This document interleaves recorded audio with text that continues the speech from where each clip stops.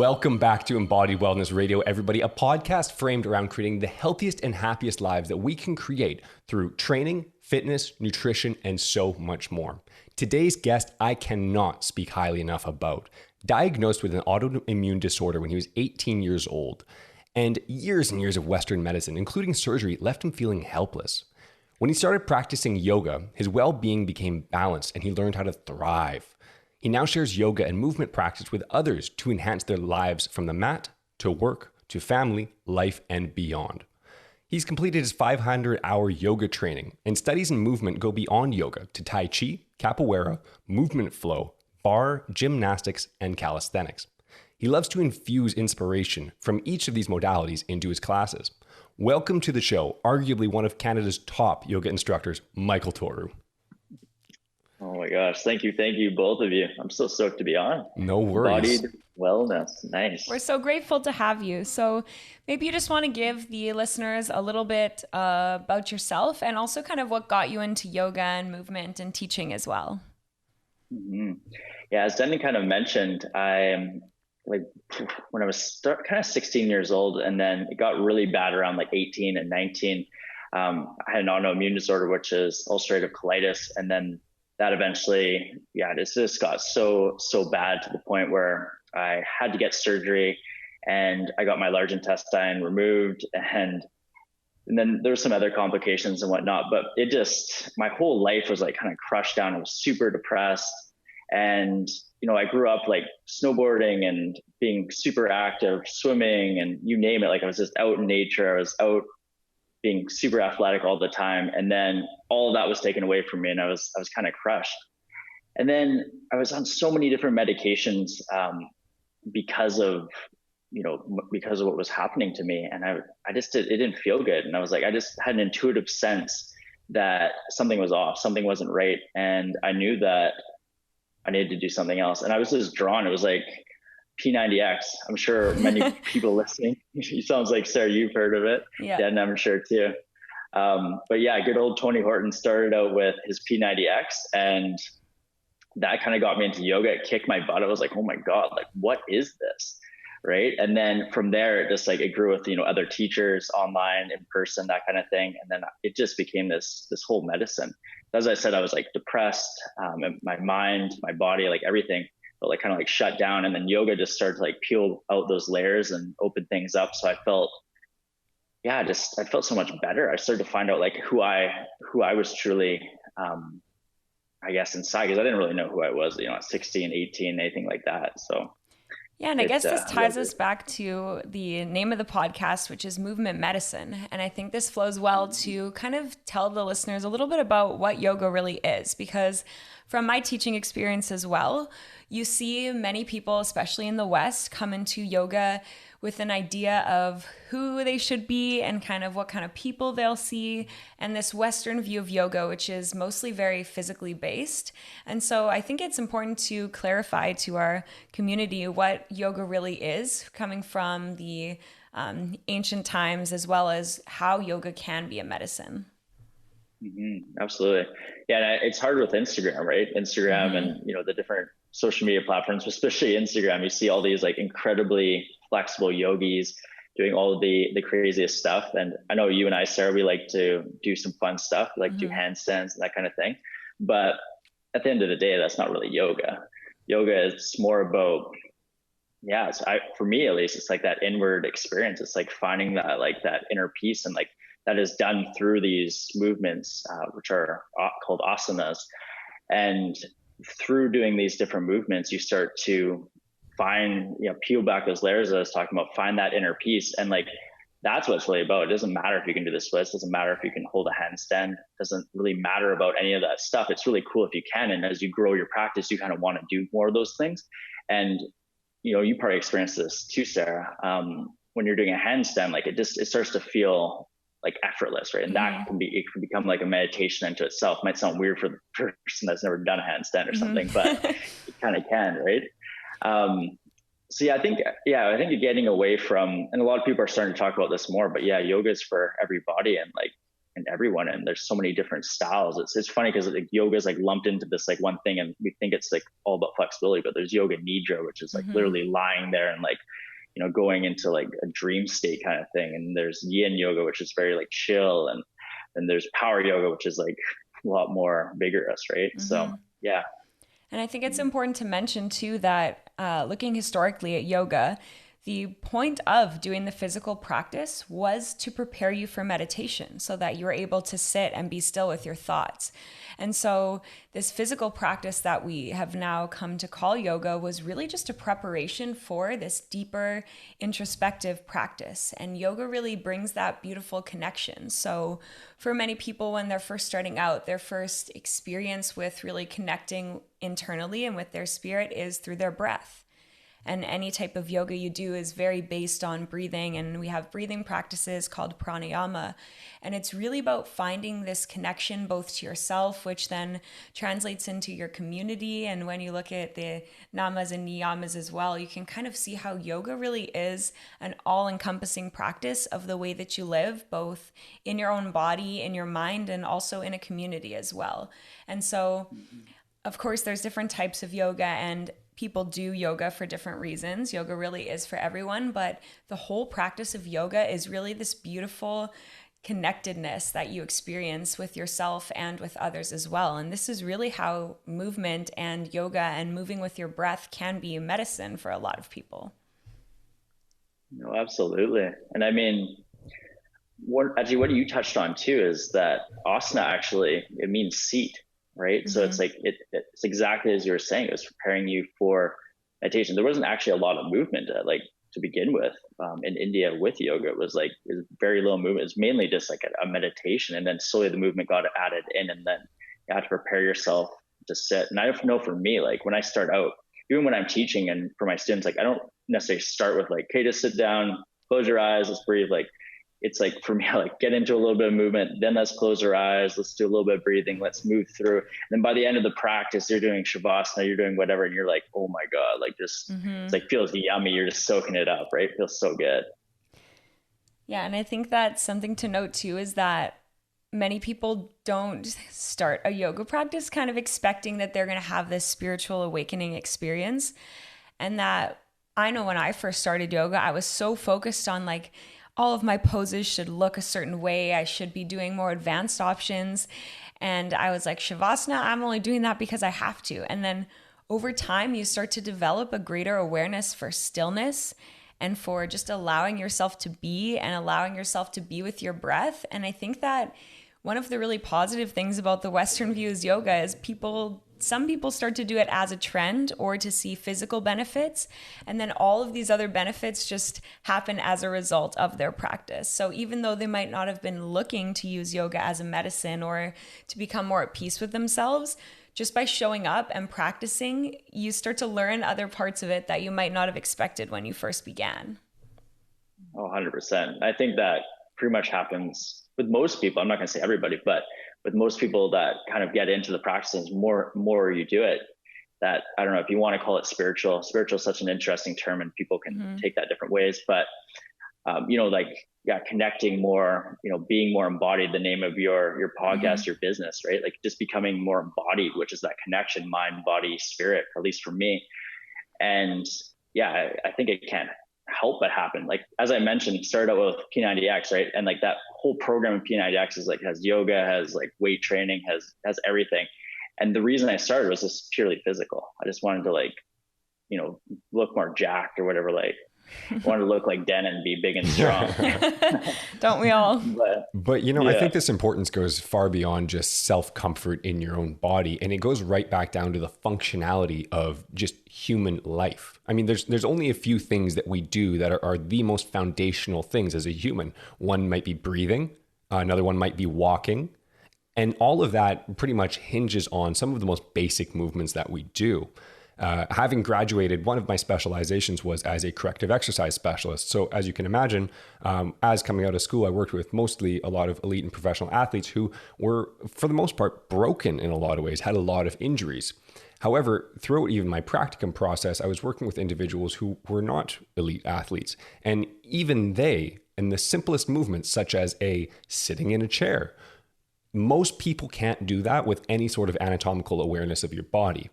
And I think we as humans, especially living in a modern society where we are bound to chairs almost all the day, especially in this whole lockdown situation that most people are in, they're working from their couches a lot of the time. And we've lost this body awareness. How can you speak about that? Yeah, that's a great point. I mean, yeah, this sitting, many people are talking about this, but like sitting is like the new smoking or something like that, right? Mm-hmm. And it can be bad, like straight up. You see it all the time, like when you're teaching yoga and different movement, that people's bodies are like they're all gripped up, like clenched up, if you want to call it like that. Their hamstrings are tight, their low back is hurting, they have sciatica, whatever it is. And yeah, it's one of the issues, especially being home, like during COVID, it can be sometimes like harder to get out of the house, right? You're locked in, you're like, oh, I'll just watch some TV, I'll watch some Netflix, I'll game or whatever. I think like gaming, like I was just watching, this is like a side note, but like gaming rose by like a huge amount in like 2020, right? So more people are doing those type of things. But it's just so important that, we get in tune with our body. And there couldn't be anything more important, like using your body daily, like just like first thing when you get up. Like for me, it's like just do some stretches, like just like get the engine going a little bit, even if it's like 3 minutes, 5 minutes, whatever it is, like just move around, like do some funky stuff, even if it feels a little bit weird, looks a little bit weird. Just get lubricated and go for a walk. Like doesn't even need to be anything crazy, but move your body, right? I think one actionable item that people can take away, especially when they're in this lockdown situation, is to make time for movement throughout the day. And one thing that you can do is just set a timer on your phone. So every hour that you're working, set aside 5 minutes for you to do even desk stretches, which we can add a link to this in the podcast notes. And that'll be at embodiedwellnessco.com/blog/yoga. The podcast notes, we'll put up a bunch of exercises that people can use for every hour you sit down. We'll link you Michael's YouTube. Yeah, we'll link you that good stuff. Just stretch that you can do at your desk so that you're not completely stepping away and losing your flow state, but you can still make sure you're adding movement into your day. Because for the most part, a lot of people now are trying to build strength, get leaner, build muscle, and become active as much as they can on a very broken foundation. And this is where, for me, the importance of yoga in all aspects of life, the importance of moving and also breathing and expanding your diaphragm in uncomfortable areas is going to lead to better spinal posture, better chest actual activation. Everything that you do from breathing out of these difficult situations will help you throughout your life. And I think that's something that more people need to incorporate into their life. Yeah, and I also think that it's kind of interesting because even though a student may be very physically active in certain ways, yoga kind of brings us back to this idea of natural movement. And so a lot of the asanas or the quote unquote poses that we do, they're based off of ancient philosophies. And so in a modern day body and in a modern day world, going into some of these poses, people are like, whoa, this is so challenging. And you're almost like redefining the idea of challenging. So you might have someone who's a bodybuilder who can lift super heavy weights, and they come in and they find it challenging to sit down into a yogi squat. And so it's really bringing us back to this connection of moving our joints through their full range of motion, understanding how the physical body holds on to certain traumas. And so we're kind of unraveling layers of both physical and emotional trauma in yoga that connect us back to foundational movement and really like what it means to be a human, and how we've kind of gotten away from some things that are very beneficial in our physical body as well as in our other bodies. And so yoga really brings us back to the connection of being a human and foundational movement. Well, I think we also need to redefine strength, right? I mean, a lot of the times nowadays, people are so indoctrinated into this gym work, and what happens is we now come into a lockdown situation where all of a sudden they don't have these structured machines to sit in and do an exercise. And now what happens when we're taken out of this structure, and now we have to move freely within our own body, engaging our core properly, standing up straight, and actually using our posture as a form of keeping all of our bones and joints in alignment. And what happens is, well, they can't. None of these balance mechanisms actually have been practiced enough that they can do things properly, and they become injured. And I think one of the most important things with yoga is it defines true strength, which is I guess you could probably argue, stability in motion. And that is one of the most important things, I think, for most people in any sort of activity, whether you're even gardening in the backyard. It's important to have the ability to be strong and stable throughout these processes of motion. Yeah, I love what you're talking about. Like, yeah, this is near and dear to my heart. Actually, my teacher, Ian Finn of Blissology Yoga, where I got my 500 hour, he says a saying that mobility is the new jack. And he's referring to, he was kind of poking a little bit fun at the CrossFit world a little bit, but just this idea that, by having more mobility, or like, I like how you just said it too, stability in action, that is like, yeah, that's the new strong. And like, if you're neglecting that part of your workout and you're just going in the gym, you're doing, your bicep curls and you're squatting a lot, and that's good. But if you don't have, like, maybe it's a yoga practice, or maybe it's like just some sort of movement practice that's, lubricating the joints, that's helping you to gain better mobility, more stability in action, you're missing a huge piece. Because if you have that, like, if you have both sides, like, you're just gonna be a way better athlete, a way better human being. I think one of the biggest confusions, though, is that we look at all of these people doing crazy bendy poses, and we confuse flexibility and mobility for strength and stability, because those are two completely different things, right? I can be extremely mobile. I can have hypermobile joints, and I can be very, very flexible. It doesn't mean as soon as I'm in motion, I am then going to be strong enough to maintain a motion in a safe manner. So I think that's where practicing all of these asanas, it becomes very important. And to be honest, I could be better at this. I need to get back into more practice. I think an important part is also, if we're looking at the strength of your mind when you're practicing yoga, it develops a different kind of mental strength and resilience, especially with more vigorous practices, and I guess stillness practices too. That when you're working out or you're going to the gym, you expect that you're going to be putting a lot of physical strain on your body, and people take like pre-workout and stimulants, they put their loud pumping music, they get pumped up, and they go and they get it.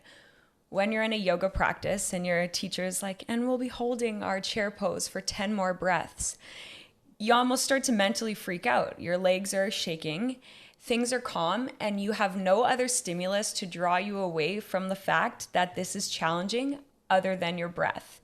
So it develops this kind of mental resilience where we learn to be calm and to connect in sense of challenge. And so it's building, yes, physical strength and physical mobility, but it's also teaching us to be more resilient in our minds and to learn how to breathe through stressful situations. Yin yoga, to contrast that as well, when you tell a student that they should be holding pigeon pose for 6 minutes, some students are going to freak out. They're like, how could I sit still for 6 minutes long? And so it's, how can I be calm? How can I learn to kind of step away from every single urge in my body that's telling me to move, to adjust my pose, to get up and look around at the teacher to see if this is ending soon? How can we just learn to be calm in the face of challenge, either mentally or physically? And I think that that's one of the, in my opinion, one of the most amazing benefits of yoga is that it teaches you to become more mentally resilient as well, and to have that connection where you can step away from stimulus and actually just tune into your body and tune into your breath and use that to carry you through, which translates both on and off the mat as well.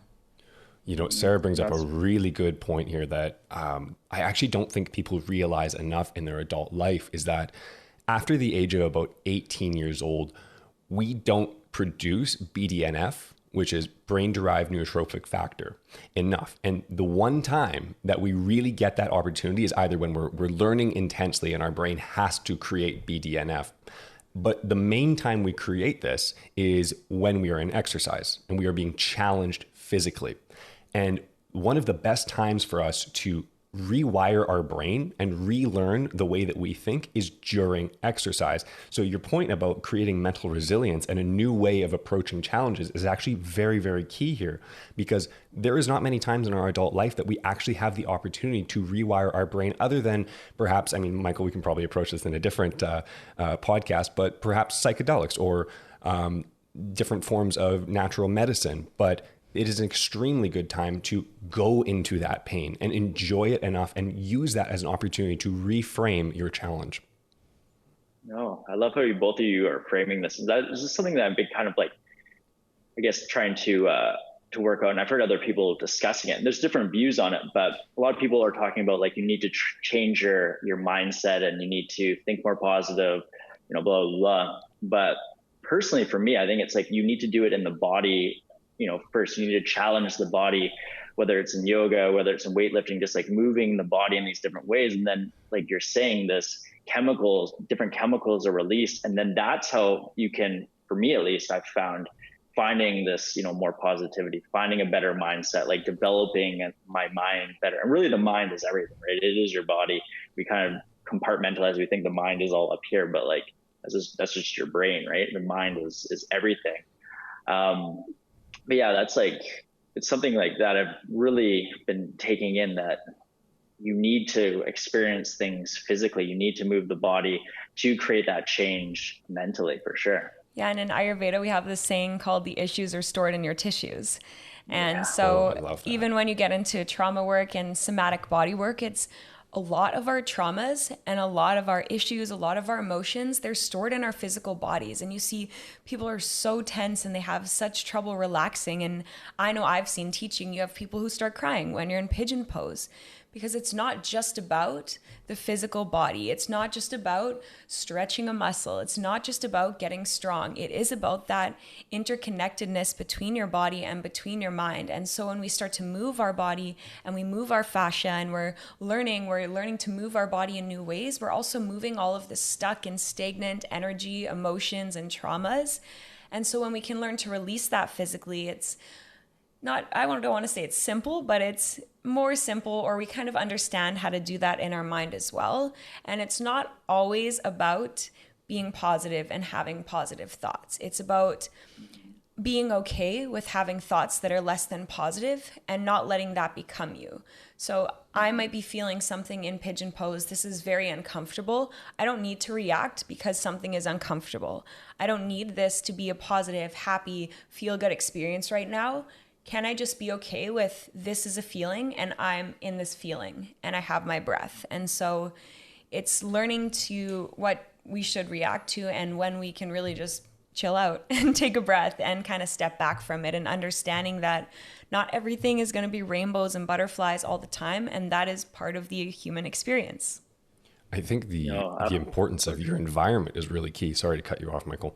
No worries. But like if I were to go to your class in Victoria, BC, the environment that I'm in to have a positive experience is also going to literally change my life. When we go back to the fact that we can rewire our brain during times of physical stress and exercise, to allow us to actually be able to reframe our thoughts. But it's important when we look in other different types of physical situations, such as, if you are in the gym or if you are at home, when that environment is not ideal for setting up your brain for success. For example, if I'm in the gym listening to death metal music, or especially coming from an athlete background, we harness rage in a way that we know acutely.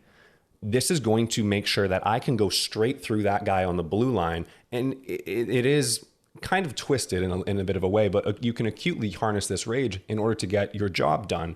But if you consistently do that on a daily basis, whether you are listening to angry music, hard rock, or you're, again, harnessing that hard emotion, you are telling your brain a lot more times throughout the day that this is okay and we need to use this. Whereas the environment of, for example, a yoga practice, the environment is calm and the music is relaxing, and it's telling me throughout the day that I'm rewiring my brain to this point of going, relaxation. I can use this calm amount of stimulus and this motion that I can now go into this uncomfortable movement and enjoy it. Mm-hmm. No, I really appreciate like both of your perspectives on this, and that, one thing for me, when it's exactly true that it's not sunshine and rainbows, it's like, very far from in many ways. And I don't know if it ever gets to the point where it would be just sunshine and rainbows. Like maybe if you're a monk in a cave, I don't know. But for me, it's like a daily practice. Like every time I come onto the mat, every time I step on the floor to do movement, whatever it is, it's like having to a lot of times work with that type of stuff. And it's, whether you're holding pigeon pose for 6 minutes or you're, doing some funky handstand to other type of movement, whatever it is, it's like helping you to work with those emotions inside. I know for me, I've experienced, or even recently, like lots of different anxiety and like and that anxiety, realizing that the movement practice can help like bring up that anxiety, and you can kind of like tune into it a little bit and be like, okay, what's this anxiety trying to tell me? Because a lot of times, like, we use booze, we use marijuana, we use all these different types of substances and things to like get rid of that anxiety. We're trying to shove it away, right? And like Sarah says, the issues in the tissues, like and then it just buries it deeper into those tissues, right? But through the movement practice, you can like bring those issues out of the tissues, take a look at them, and then just really begin to like kind of pull it out and piece it out and be like, oh, like this is why I'm feeling this way. An example, like people relate to like personal stories. I was like in the shower the other day, and for me, I was thinking about, okay, like all this, getting a little bit overwhelmed with the content I want to create. I want to go forward and just be like more of a creator in the world and in all sorts of ways. And I was starting to get this anxiousness. I was like, okay, I need to get up a YouTube video this week. And I was like getting really like down on myself that I was like behind, kind of thing. And then I just realized that like I got a new camera, I'm upgrading my production value, and I just need some like time and some like space to create, like to like learn and like create in a bigger level. But it wasn't until like I had done some movement, I had a shower, I've tuned into those emotions and those feelings, I could kind of like piece it together, like piece out what was going on. And that, to me, like that is the power of movement, of yoga, is like being able to like deal with your shit, like deal with your, your anxiety, your emotions, whatever's coming up. So just tying back what Denon touched on about the aspect of community and environment, and what Michael touched on about movement allowing emotions to come up and you to kind of move through them. This is one of the amazing benefits of community yoga, going to a yoga class, is that for some people, when they start to move their body in new ways or hold poses, this might almost be the first time that they're experiencing some of these emotions come up at a time that they wouldn't expect it. And so then we have this aspect of environment, and you have a teacher who's there to hold space for you. And so this teacher is, maybe they're silent or maybe they're saying something. And so even though you're having all of this internal stimulus, the safety of your environment is there to hold you, which for a lot of people is very beneficial. Just knowing, okay, I'm in a class environment, the teacher's whispering me sweet nothings in their nice, calm yoga voice, and I'm okay. And so you have this like safety and this comfort of the energy of the space that you're in and the community and the fact that somebody is there holding space for you, that we can then allow ourselves to open up a little bit more. So whether that's consciously or subconsciously, we're allowing ourselves to open into this space because we know that we're being held by the students around us, by the teacher, by the energy of the room. And so this can actually be a really therapeutic thing for some people, where they might not be able to go through these things on their own if they're sitting and they're trying to meditate and they've got all these distractions. But when you're actually in that group environment, you have the right environment to kind of curate this experience, and you have somebody there holding space. And from a teaching perspective too, like when you're teaching yin yoga, or you can sense in the room that somebody's getting emotional, something's coming up for this person, and it's like, even without walking over to them, you can use your words in a way that's going to hold the person. And you can almost, like, to some people this might sound woo-woo, but I'm like, I see a student who something might be coming up and I can feel that, and I'm like, okay, I'm just gonna send my love energy and my warming mother energy to that person because I know they need it. And maybe I'm gonna look at them and I'm gonna speak a little bit more softly. And you can tell sometimes that students actually pick up on that and they feel like, okay, and you see them like take a breath and you're like, yes. So community is everything, and having this space of a group practice for a lot of people is extremely therapeutic. You do have that warm mothering energy. No, I couldn't agree more that, and that's, I mean, one of the things with COVID that's been kind of unfortunate with, like, so up and down with, studios open, they're closed, all these restrictions. And obviously I get it, but to a degree, but it's like people need, in a lot of ways, like for many people, they can do it on YouTube. Sometimes they can create a space for yoga, but going somewhere into that container, like you're talking about, and being held in your emotions, in your feelings, is just so important. And as a teacher, like that is a big part. Like, yeah, you want to get good at cueing, and you want to get good at being able to guide people through the asanas and stuff. But a whole other big part of it is for sure being able to like hold that container of energy and just like be there, like that kind of like that pillar. And sometimes like maybe a storm is happening, and sometimes you might have like, 2, 3 even people that are like getting emotional and for different reasons, like because you're going through a really powerful flow, you're opening up their heart or whatever, and you just have to like kind of sit there and tune it. And there's not, you can prepare in different ways, but sometimes it's just like you just have to be there in the moment and just trust yourself that like you can hold that energy and you can be that container for it. And it's really interesting too with my teacher Ian, like I was talking about, like he is like a magician. He's taught at Wanderlust. He's one of the usually headliners. He's teaching sometimes like when we're in pre-COVID times to 300 people, 400 people, 500 people in a room. He's taught like to thousands of people, right? And like his classes are so powerful that people are like when you think in a class of hundreds of people, like there's 10, 20, like people are crying, like people are sobbing. And pre-COVID times, like people would come together in what we call the circle of light at the end. It's like getting everybody together.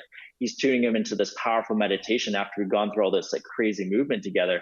And people are like, they're hugging people they never met. They're like crying on people's shoulders. It's like, it's freaking powerful. Mm-hmm. So that's the capacity of yoga. I went for sound bathing and this massage, and I guess there was some meditation involved in it as well the other day, and I came home from it and I just could not stop crying. Like this energetic medicine, sometimes it does get you to that point where you are able to have a breakthrough through breakdowns, and I think that's something that people can use in a lot of yoga practice once they're comfortable enough. Especially guys, I feel like they've got the mask of manliness so tightly pulled to their face that they don't allow themselves to be emotional and be human really at the most essential level. And I think there's going to be a large market opening up for men becoming comfortable, especially with a male teacher, and I know you're going to crush it with that.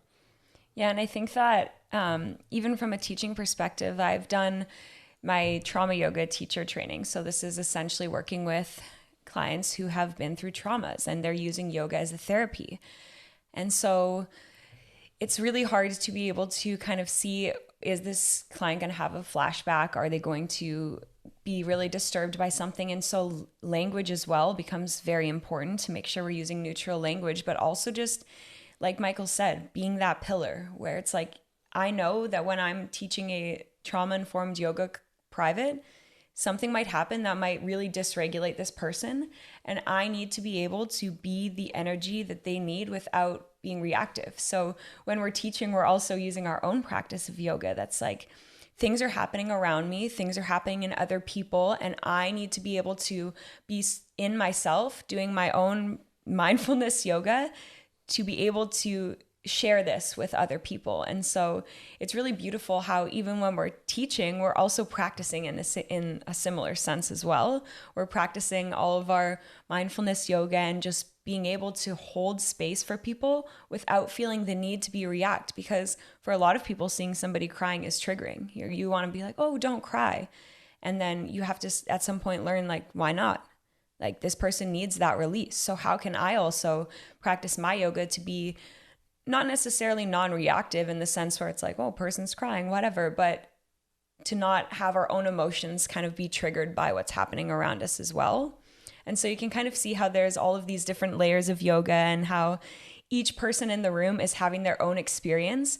But again, yoga comes back to that connection and to that unity where it's like we're all having different experiences, somehow still in this same experience, which is like amazing and beautiful to see as a teacher. It's like experience without judgment. It's like experience inception. An experience within an experience. Yeah. Oh, I like how you put that. No, that's beautiful. And it's so true that as a teacher, you have to be like, it's a whole practice for yourself. And I think that's why, I get off on teaching yoga. I freaking love it, is because of that. It's like your whole practice. And I find that the more that you're embodied, that the easier it is to teach. Like, so sometimes if I go in and I don't, sometimes it's okay, but sometimes if I go in and I don't do any yoga, I don't do any movement, I'm going in like fresh without And just like maybe I'm dealing with some of my own stuff, because that's the thing as a teacher. And actually, one of the things I was worried about getting into yoga teaching, I was like, oh man, what happens like when I'm having a day where I'm feeling off or anxious or things like that? But ideally, if you can go into a practice, you're feeling embodied, you've done your own practice, and then you can hold that space. But there are times too when you go in and you haven't been able to fit in a movement practice. You had a crazy day. There's some things, your own anxiety and things coming up maybe, but then you have to go into that space, and through teaching others, it can actually be like a real medicine for you as well. I've found that many times. Have you had that, Sarah? Yeah, I've had that a lot where I used to go teach after school, and it's like, okay, so I'm in this yang energy state. I'm learning and I'm doing new things, and then I had to maybe rush to get there. And it's like, okay, the first question I ask myself is this the space I want to be teaching from? Do I want to be teaching my students? Do I want to bring this kind of like anxious, worked up, stressed out, get things done kind of energy? Or do I need to take 2 minutes even for myself to just breathe and to come down? First of all, okay, I might have had a really crappy day. I might be feeling lots of things right now. Things might have not gone the best, but I'm going to at least take some time to breathe and to try to bring myself to a space that I want to operate from.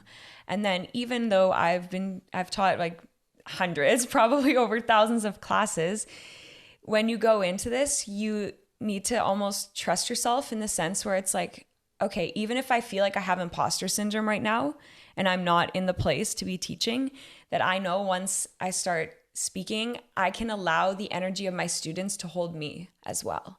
And so we're holding space for them, but also sometimes I'm like, I know when I start teaching, people are going to be excited to be there. They're going to be stoked. You're going to get that community and get that connection. And so it's almost like you're maintaining homeostasis in the room by feeding off of each other. And so usually we're the ones like creating the environment, but sometimes we also need the students to create the environment for us. And we're kind of thriving off of people even breathing together, like listening to your class, just all breathe together. It holds space for you in the same sense. And so it's this beautiful community and interconnectedness where it's like some days I really need my students, most days my students really need me. And we're both, again, like in this experience together. And your students are stoked all the time, usually. Not all the time, but most of the time your students are really happy to have you there. And so it's like, although I might not be feeling like I'm 100%, I know that I can give my best right now and that it's still going to offer what I can offer. No, that's so true. And I feel like community is like the biggest part for sure of yoga, like maybe the biggest part really, and like moving with each other. And I remember you posed a question to me earlier too, like what is yoga culture? What is, movement culture? And I think for both of those, it's like involving other people. Like, yeah, you can do solo practices for sure, and that's important. But when you come together with other people to, breathe in unison, to, do movements together, like it's just a real power and energy about that for sure. Well, I think it's also really important for people who've been maybe listening to this and maybe they're a little bit intrigued. If you want to get into a yoga practice, like what's it like as a beginner? Because I think a lot of people are worried. They're like, they see like from the very first thing we started talking about earlier in this show is you go on Instagram, you see these crazy bendy people. This chick somehow has her leg looped around her head 3 times and she's yoga. Jumping up and down. And I'm like, how could I ever do that? I don't want to go to a yoga class if everybody's like that. What's it like for a beginner to go and what do they have to worry about? Mm-hmm. It can be really intimidating. I can definitely relate to that. I think the best thing would be whether maybe you don't even feel comfortable going to a studio right away. Maybe it is like doing, online yoga or something, but you're finding like, type in YouTube, type in, whatever it is, Michael. Like type in yoga with Michael, ideally. What are you doing on YouTube there? Yeah. So I've basically been releasing a class a week since March, class a week, and it's in all kinds of forms. We have beginner yoga on there. I have more advanced, intermediate styles of yoga, a lot of vinyasa type of flow. That's kind of my favorite go-to. I'm trained in Blissology, as I mentioned, and Blissology is like, I guess the difference in Blissology yoga versus, yoga again is this huge umbrella, but Blissology yoga combines like Tai Chi. There's some surf inspiration in there. There's some martial arts. It's like a lot of fun, just like moving on the mat in different ways. But yeah, I'm growing this channel, and I just want to be able to serve people with yoga medicine, movement medicine, the name of this podcast, right? And or this podcast episode, I should say. So that's really what it is for me. It's like this medicine that I want to be able to offer people because it's so profound, for sure. So yeah, come to my channel. And I'm actually going to be released very soon, a whole beginner series. I'm going to do like a 7-day beginner series, release a video a day for a week. That'll be coming very, very soon. So Yoga with Michael on YouTube. I'd love you to practice it.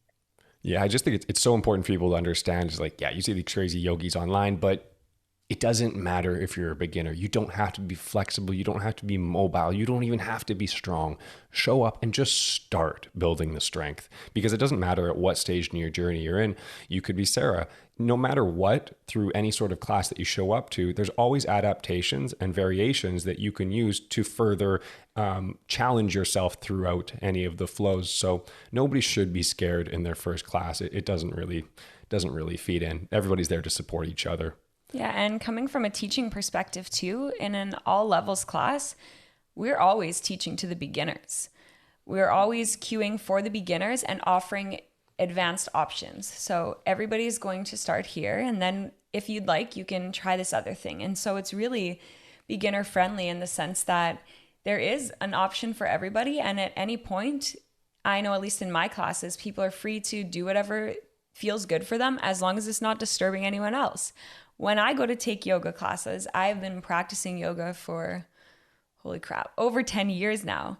Sometimes I want to take a child's pose, and I don't judge myself like, oh, I can do a press to handstand. Sometimes I just need a child's pose. And so you'll see people who are just taking options that feel good in their body. And so it can be intimidating to feel like you need to be someone in order to start this practice, but really it's about finding how to be yourself. And so it's this sense of like coming back to and finding yourself in that, just being okay with where you are, and also tuning into your own experience. Like we said before, like each person is having their own experience. And so it's okay if you're not doing the most advanced version of an asana. It's okay if you need to look around to what other people are doing, take a child's pose. That yoga is this all-encompassing space that holds you when you're in that experience. No, absolutely. It is. And I would just recommend, if people do want to go out to a studio, that they just search kind of some local yoga studios, find a flow class, find even a gentle flow class, find a beginner yoga class. You can call the studios, you can ask them, we're just seeking out those classes, and just knowing that if you go to maybe a more advanced class, the teacher will hold that space for you, for sure. That's awesome. So Michael, you're a busy guy. Not only do you have your weekly episodes coming out with Yoga with Michael on YouTube, but you're also getting a podcast together called Raise Your State. Now, first, tell us a little bit about the podcast, who you're doing it with.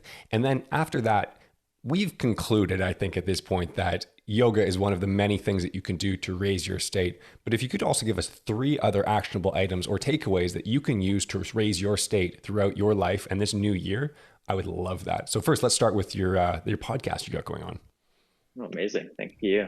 Yeah, so the podcast is, as Denon said, Raise Your State. It's on YouTube. We're creating a Facebook group that we've got to get going still. And we're on Instagram at raise your state with little dots in between. But I'm sure it'll be in the show notes anyways. But yeah, it's about, in all the different ways, how to raise your state, right? In the sense that, tuning the world up. And it's hard to encompass it in one little thing. There's so many different ways that you can do this. It can be yoga, right? It can be diet, it can be nutrition. It can be just filling yourself up with good information, filling your brain with good things rather than just junk food or garbage. Getting out in nature. There's just so many different ways. And that's the conversations that we're trying to have on this podcast. And I guess you guys are raising your state on this podcast as well, for sure. So we're just doing it our own way. We're having conversations on the couch.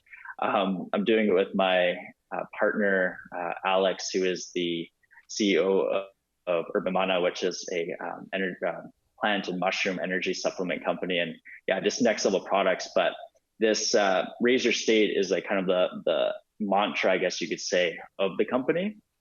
And we just want to give this as a free gift. We want to have these interesting conversations, bring on people who are incredibly empowered and who are raising their state, and use this content to vibe the world up.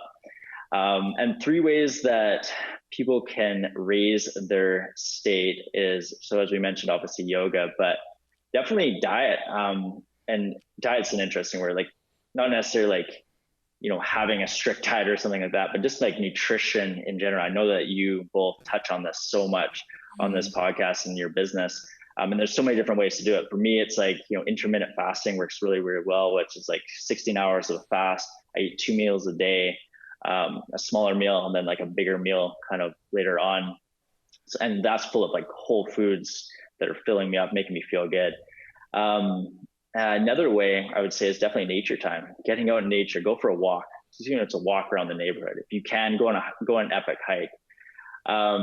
And a third way would be, read some good books. Read some books that are helping you to nourish your mind, not just having the junk food. Like I like to read a comic book or two, but read some good stuff too. That's gonna fill you up. Mm-hmm. I love all 3 of those.